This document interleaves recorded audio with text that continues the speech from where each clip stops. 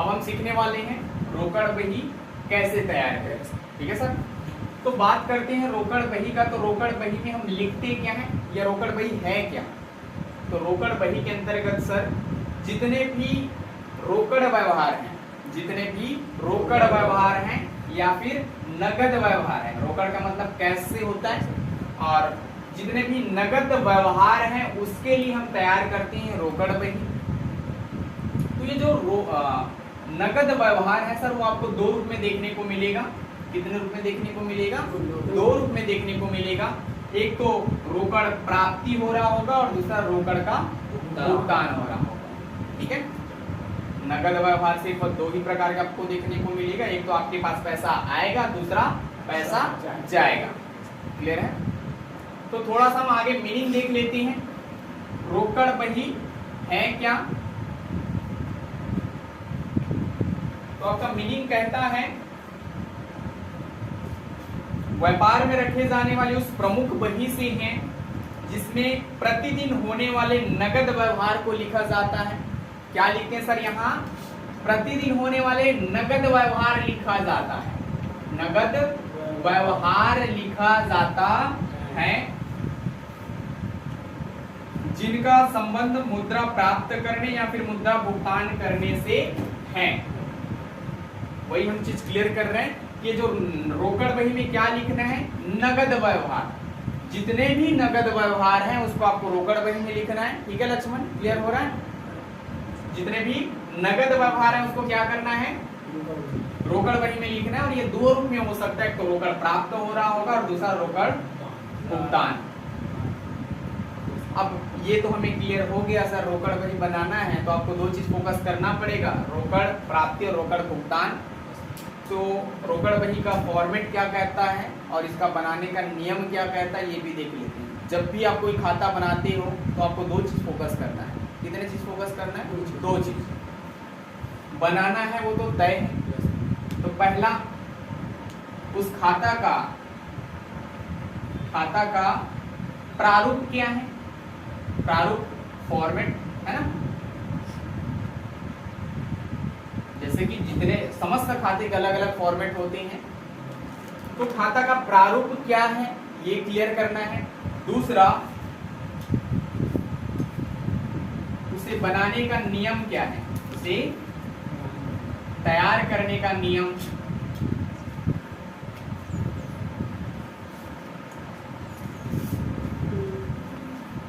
ठीक है सर, क्या समझ में आया?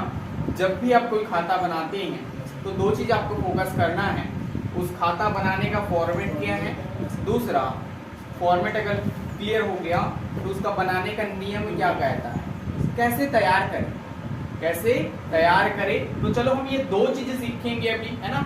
हमें हमारा टारगेट है रोकड़ बही बनाना। तो रोकड़ बही बनाने का फॉर्मेट क्या है और बनाने का नियम क्या कहता है, कैसे तैयार करें। क्लियर है? चलो देखते हैं।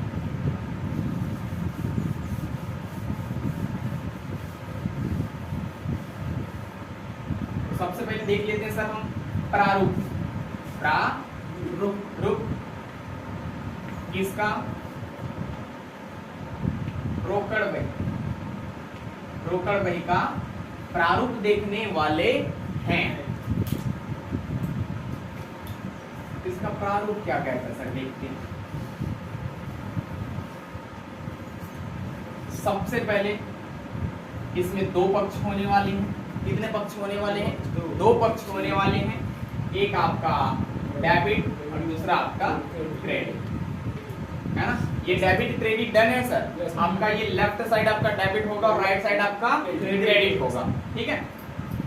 अगर हम इसके फॉर्मेट की अगर बात करें सर, तो आप लोगों को पता है जब हम क्या करते थे, पंजी प्रविष्टि करते थे। तो पंजी प्रविष्टि करते थे तो आपका फॉर्मेट रहता था दिनांक, विवरण। इसमें दो चीज एक्स्ट्रा है, एक आपका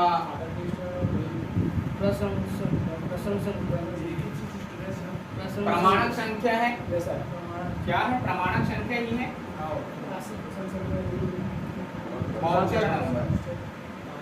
प्रमाणक संख्या है, प्रमाणक संख्या और एक आपका खाता पृष्ठ और एक आपका राशि। सेम चीज ही जो चीजें डेबिट में है वही चीजें क्रेडिट में भी मिलेगा आपको। दिनांक, विवरण, प्रमाणक संख्या, खाता पृष्ठ और राशि। तो हमारा जो रोकड़ बही का प्रारूप क्या कहता है, सबसे पहले तो आपको दो भाग में डिवाइड कर देना है। दो भाग में डिवाइड करने के बाद अगर हम डेबिट पक्ष की बात करें तो आपका दिनांक, विवरण, प्रमाणक संख्या और दूसरा आपका खाता पृष्ठ है और एक आपका राशि। ये सेम चीजें कॉपी होने वाले हैं क्रेडिट पक्ष में, ठीक है। दिनांक, विवरण, प्रमाणक संख्या और खाता पृष्ठ और ये आपका राशि। फॉर्मेट समझ में आया सर? अभी तक हम जर्नल एंट्री के फॉर्मेट देखे हैं। ये सहायक बहिया के अंतर्गत क्रय बही बनाए हैं, विक्रय बही बनाए हैं, क्रय वापसी बनाए, विक्रय वापसी बनाए, सबके फॉर्मेट हमारा क्लियर है। ये तीसरा चीज आपको सीखने को मिल रहा है कि रोकड़ बही अगर बनाना है तो इसका फॉर्मेट क्या कहता है, तो देख लेंगे सर। सबसे पहले आपका दो पक्ष आपको देखने को मिलेगा, डेबिट पक्ष और क्रेडिट पक्ष। जितना जो कॉलम आपके डेबिट में है उतने कॉलम आपके क्रेडिट में मिलेंगे, ठीक है। अब ये तो हो गया फॉर्मेट, प्रारूप। अब नियम क्या कहता है, जब भी आपको रोकड़ बही बनाने बोला जाए तो फॉर्मेट ये बनने वाला है, फॉर्मेट बना लेंगे। अब ये बनाना कैसे है वो नियम भी तो सीखना पड़ेगा, है ना। तो अब हम देखने वाले हैं सर नियम। क्या देखने वाले हैं? नियम। अब रोकड़ बही का नियम क्या कहता है वो देखेंगे।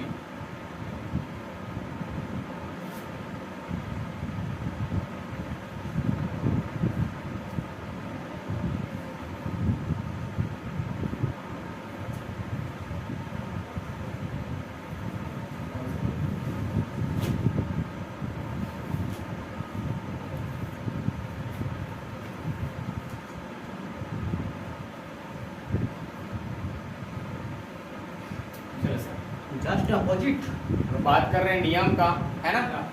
तो सबसे पहले तो पहले हम क्लियर कर चुके हैं कि यहाँ दो ही चीज लिखते हैं। पहला बात तो समस्त नगद व्यवहार लिखते हैं और ये समस्त नगद व्यवहार में आपको दो चीज मिलेगा, एक तो प्राप्ति और दूसरा भुगतान।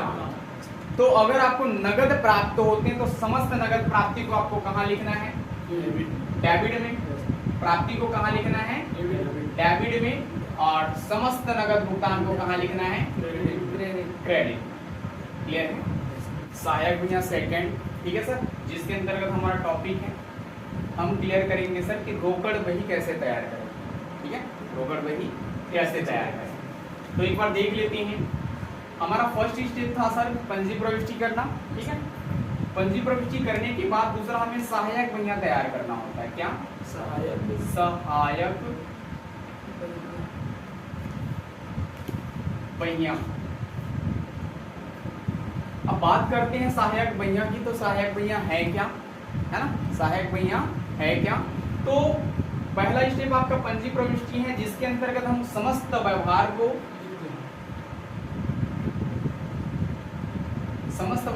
तिथिवार हम लिखते हैं, है ना। पंजी प्रविष्टि में क्या करते हैं? समस्त व्यवहार को तिथिवार हम लिखते जाते हैं। तो होता क्या सर कि अगर व्यवहार अगर बड़ा हो, है ना, बड़ी मात्रा में आपका जो व्यवहार हो रहा हो, लेन देन हो रहा हो, तो ऐसे कंडीशन में केवल पंजी प्रविष्टि करने से काम नहीं चलता। आपको तैयार करना होता है सहायक बहिया। और सहायक बहिया है क्या, तो बात करते हैं कि जितने भी व्यवहार हैं, है ना, हमारे जितने भी व्यवहार है उसको हम दो भाग में बांट देते हैं। एक आपका उधार और दूसरा आपका नगद, ठीक है। सहायक बहिया के अंतर्गत हम करते क्या हैं, आपके समस्त व्यवहार को हम दो भाग में बांट देते हैं, आपका उधार और दूसरा आपका नगद। ये दो ही व्यवहार आपको देखने को मिलेगा, एक तो नगद हो रहा होगा या फिर उधार। तो उधार व्यवहार के अंतर्गत हम क्या करते हैं? चार बही तैयार करते हैं सर। क्रय बही, दूसरा आपका विक्रय बही, तीसरा आपका